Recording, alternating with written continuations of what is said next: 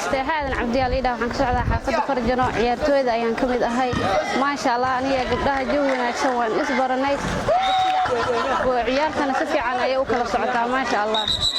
guul wanaagsan aan rajaynaynaa magacaygu waa Kowsar Aadan Ibraahim ciyaaraha waan ku faraxsanahay waxay ka qayb qaataan isdhexgalka bulshada gabdho badan waan is baranay oo aan is garanaynin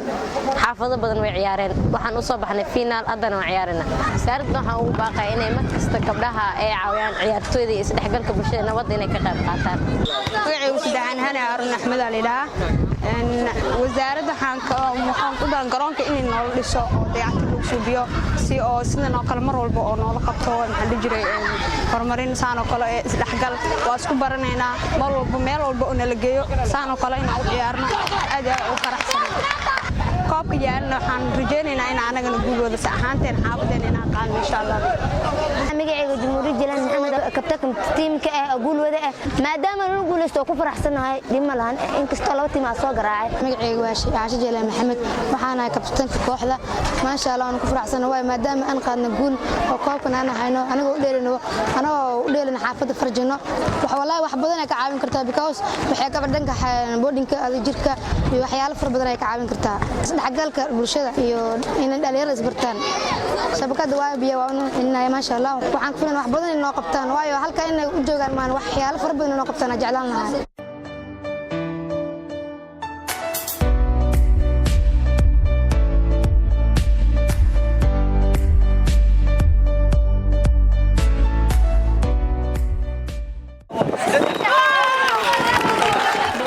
bismillaah magacaygu waa Safiya Baas Muqtaar gabdhaha sportska waxa lagu horumarin karaa aan isleeyahay in loo sameeyo garoomo ayaga gaar u ah iyo tababaro iyo dhanka wacyigelin in lagu wacyigeliyo dhanka sportska gabdhaha si ay kaalimo wanaagsan ugu qaataan horumarka dalka iyo dadka magacaygu waa Seenab Abdiqaadir Shariif hadda way ka muuqdaan siyaasadda iyo arrimaha bulshada waana loo baahan yahay intaas in ka badan gabdhaha waxay ugu muuqan karaan siyaasadda in laga qayb geliyo shirarka kala duwan ee dawladda ay qabanayso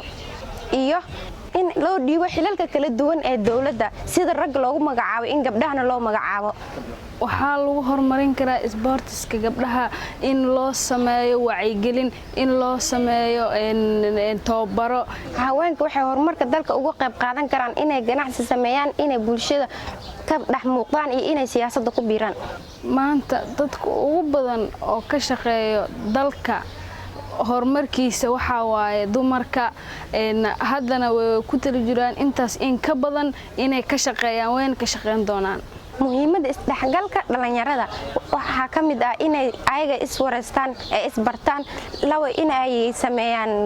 isxog wareysi ayaga ku saabsan saddex inay ka shaqeeyaan amniga dalka si ay u midoobaan iyo inay arrimahooda gaarka ka wada hadlaan isdhexgalka muhiimadda koowaad waxa waaye inay isbartaan sidoo kale wuxuu keenaa isdhexgalka inay amniga ay sugaan